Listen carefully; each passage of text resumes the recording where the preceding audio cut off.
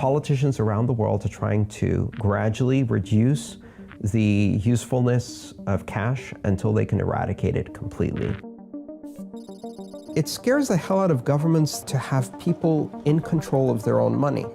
At which point you should really ask yourself, what kind of government is that? The whole thing about currency is that you don't need to know how it works unless it stops working. And when it stops working, everybody needs to know how it works, because your wealth, the future of your children, everything now depends on that. If we go to a future where digital cash is the only form of cash that exists, and I think we're heading in that direction very, very fast. I think within 20 years, people who grow up 20 years from now will never see cash unless they visit a museum. Cashless society. Cashless society. Cashless society. Cashless society. Cashless society. Cashless society. If we go to that future, digital cash, we're at a crossroads because we have to choose between two possibilities. One is digital cash that's run by corporations that act not only as intermediaries in all of our payments, but also act as deputized members of law enforcement for every government and/or intelligence agency and/or dictator who co-opts them to their means. That type of finance takes the worst of surveillance capitalism and the worst of surveillance states, merges them together in this fascist dystopia where every transaction you ever made tells something about your habits, your politics, your associations, your movement, your physical location. On the one hand, all of this data gets collected and shared among all of the intelligence agencies and corporations, or leaked. And on the other hand, if the people in power choose to, they can decide to debank you overnight. They turn off the switch. Now imagine what happens if your bank account is shut down and cash doesn't exist. Well, you can't eat. You can't buy food. Done. You can't use transportation. You can't rent an apartment. They can literally destroy your life in a second. And if you think this is crazy, this is happening today in China. They have a system called Sesame. It's called a social credit score. And they use your social media postings to give everyone a score as to how well they toe the line of political correctness to the doctrine of the Communist Party. People who have a negative credit score on that system are denied access to public transportation. They're denied access to airlines, they're denied access to trains, they're denied access to jobs in the government, they're denied access to apartments to rent. They're doing that today. Now, today, those people have cash to go back on. What happens when there's no cash? If the only people who are allowed to be intermediaries are the large corporations, they will commit the crime. It's like if you want to rob a bank nowadays, the best way to do so is to have a banking license. Then you can rob the entire bank and/or country with complete immunity or impunity. If you rob one person and steal 20 pounds from them, you're going to jail. If you rob 2 million people of their homes and mortgages, right, you're not going to jail. You're getting a 10 million bonus from the bank, and you're retiring in peace and quiet in the countryside. There are two ways to express power in this world, voice and exit. When voice is no longer sufficient, and sometimes even when it is, exit is a more powerful expression. And exit means get your money out of the system, get yourself out of the system, and reduce your exposure to the ridiculous system as much as you can. Bitcoin is a means to switch from expressing power through voice to exit.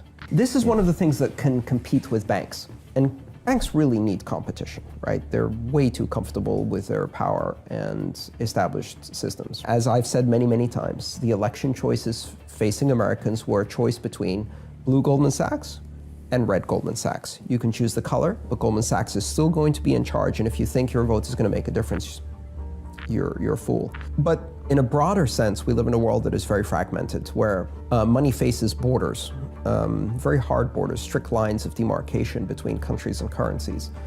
And you have these national currencies that are badly managed by governments and banks in countries where There is very little difference between a government, a bank, and an organized crime syndicate. All three are the same. The governments are organized crime syndicates. And so what happens when they have a crisis is they take the entire population hostage with them. They shut down the borders. They create currency controls. You can't withdraw money from the ATMs. You can't exchange money for another currency. You go with the ship and sink down with it. Bitcoin is one of those things that actually offers a safe haven in that particular situation. But it also allows people who have never had a bank account to connect to a global financial system. And Bitcoin bypasses all of that. It gives everybody a currency that is open and global. That creates some very interesting conditions in the world. It allows us to create a kind of unified financial system that exists outside of the mandates of government, that is completely private and is very empowering for individuals. And it scares the hell out of governments and banks. It scares the hell out of governments to have people in control of their own money. At which point you should really ask yourself, what kind of government is that doesn't believe in freedom of association, freedom of expression, freedom of commerce? That's more of an indictment of that kind of government than it is of Bitcoin. If your government is afraid of Bitcoin, you should ask yourself, what kind of government do I have? Creating a currency that does not belong to a nation seems weird at first. But then again, we used to have airlines that only existed for one nation and had the flag on the tail, right? Flag carriers, they call them, and phone companies that were monopolies in one nation and had the flag on them. And now that seems absurd. And I think within 20 years, the idea of national currencies as the only option will seem absurd. So Bitcoin is a currency that exists on the internet. That is created on the internet, that really serves the needs of the internet generation. It does not belong to any government. It's not controlled by any bank. Bitcoin isn't a company or product or a service. It's an internet protocol. It's a method of communication, just like we say the web or email, and that doesn't belong to anyone. It's a shared common public good on the internet. Bitcoin is a digital currency and payment system that is a shared good, and it is controlled collectively by the participants in the network. Bitcoin's probably going to go to $50,000. Gold's going to go to $15,000, and silver will probably go to $200. And you're going to buy it then? It's coming soon. Be patient. Bitcoin boom beating gold and silver. What does that mean? It means you better buy as much as you can now. The train is moving, the dollar is dying, silver is still affordable for everyone. And as the dollar crashes, what counts is not price, but how many coins of gold, silver, or Bitcoin do you own? Also, the question is, what do you jump into when you jump off the train? And the issue is, you can't jump into cash.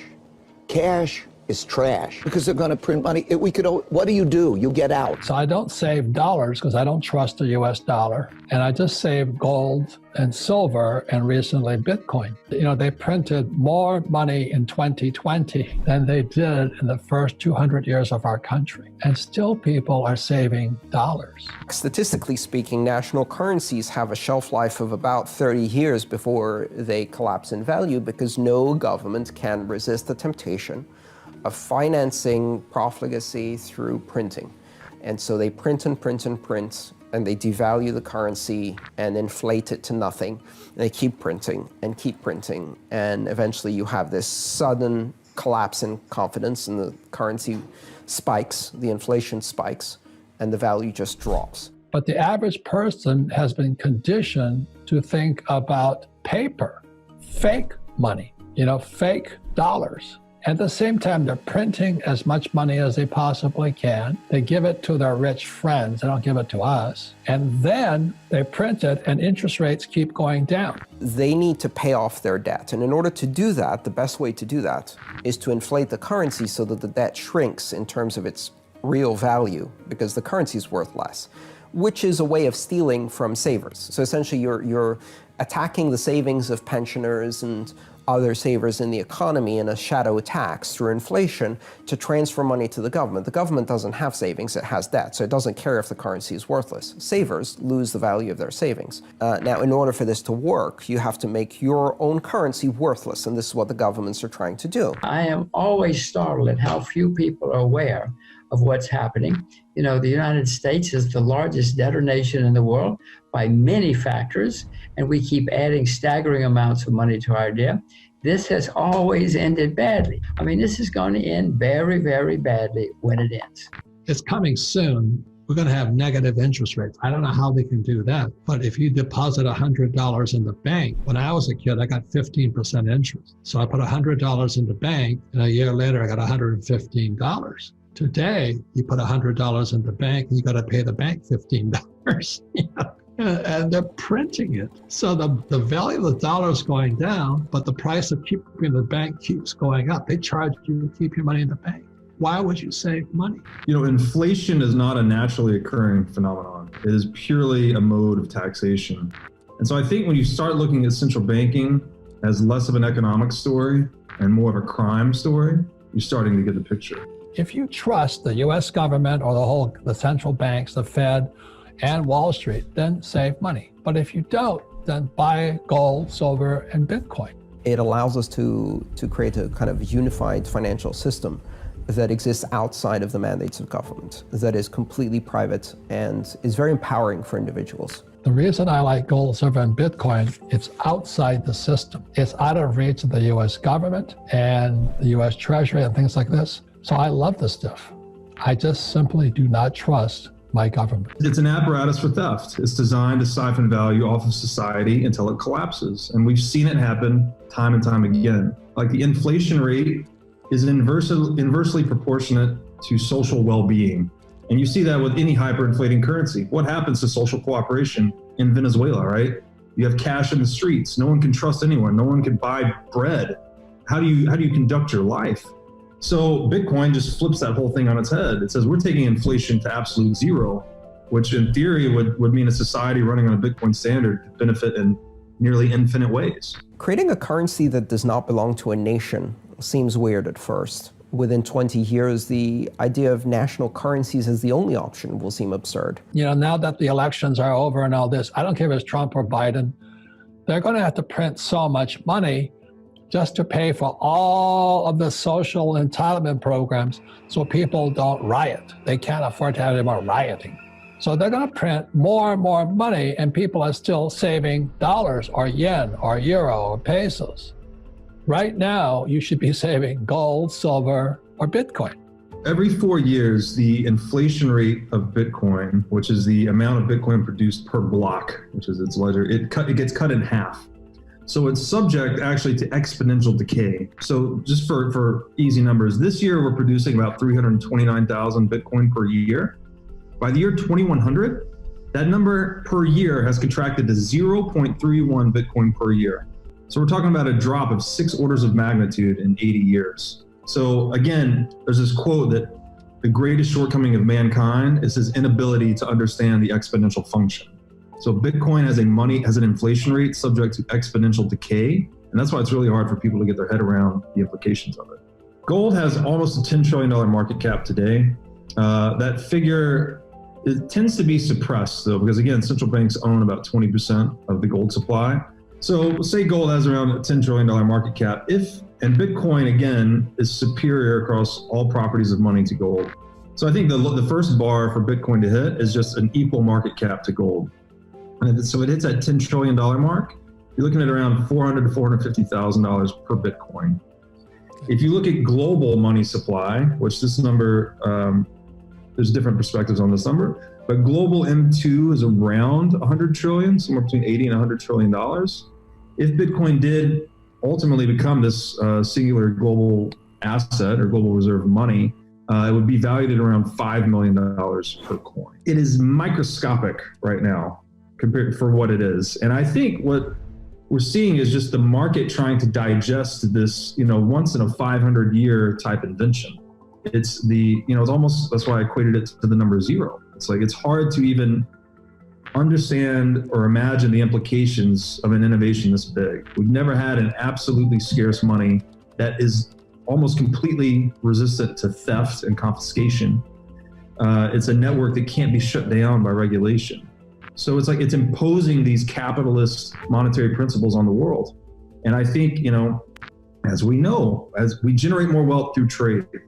So if we can have a world that's less regulated and more heavily traded, it creates more wealth for all. So I think Bitcoin is this gateway to a new type of society.